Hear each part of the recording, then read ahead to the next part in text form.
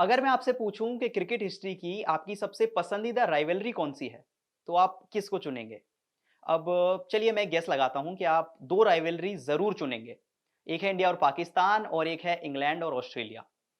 लेकिन आपको जानकर ये बात हैरानी होगी लेकिन पिछले कुछ समय से इंग्लैंड और ऑस्ट्रेलिया और इंडिया और पाकिस्तान के बाद एक और ऐसी राइवलरी है जो काफ़ी इंटरेस्टिंग हो चुकी है।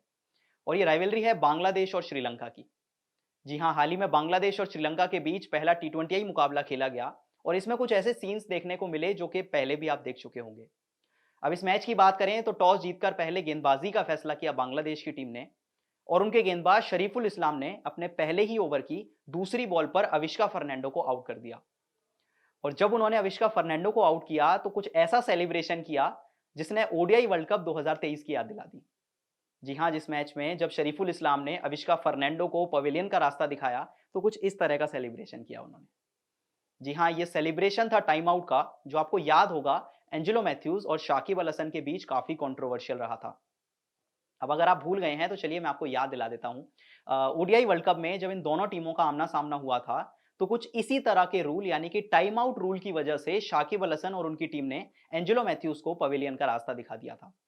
अब आखिर टाइम आउट रूल होता क्या है? तो अगर चलिए अगर आप भूल गए हैं कि ये टाइम आउट का रूल कौन-सा है और नहीं पता आपको कि इसका क्या मतलब होता है, तो मैं आपको बताता हूँ।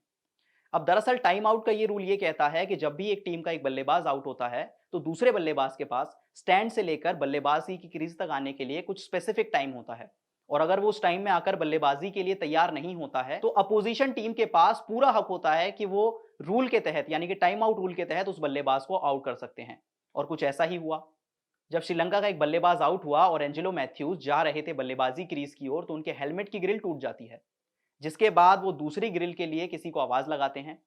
लेकिन इसी बीच शायद टाइम की लिमिट खत्म हो जाती है और शाकिब अल हसन और उनकी टीम अपील कर देती है, जिसके बाद एम्पायर्स एंजेलो मैथ्यूज को आउट करार देते हैं। और एंजेलो मैथ्यूज काफी रिक्वेस्ट करते हैं बांग्लादेश की टीम से कि ये उनकी गलती नहीं थी। हेलमेट की ग्रिल कभी भी गिर सकती है, किसी भी खिलाड़ी की गिर सकती है। लेकिन ना उनकी शाकिब ने सुनी, ना बांग्लादेश की टीम ने।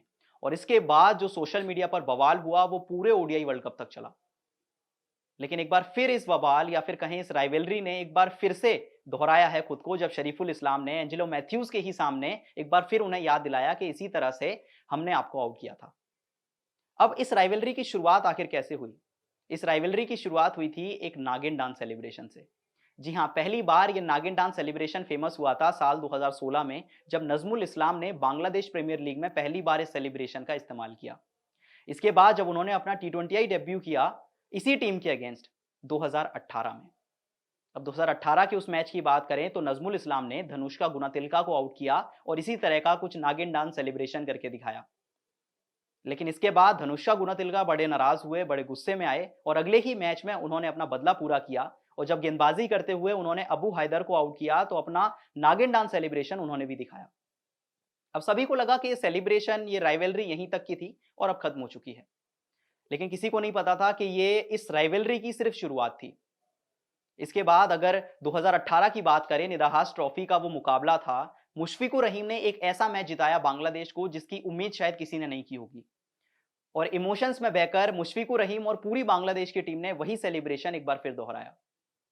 लेकिन एक बार फिर बदला लेने का मौका श्रीलंका की टीम को मिला और चामिका करुणारत्ने, जो कि अभी श्रीलंका के one of the most experienced all rounder बन चुके हैं, उस समय उन्होंने स्टैंड्स में बैठे-बैठे जब श्रीलंका ने बांग्लादेश को हराया तो उसी सेलिब्रेशन से बांग्लादेश की पूरी टीम को मॉक किया। और वो दिन है और आज का दिन है। ऐसा लगता है कि बांग्लादेश और श्रीलंका की इस राइवलरी में एक के बाद एक अध्याय जुड़ते जा रहे हैं।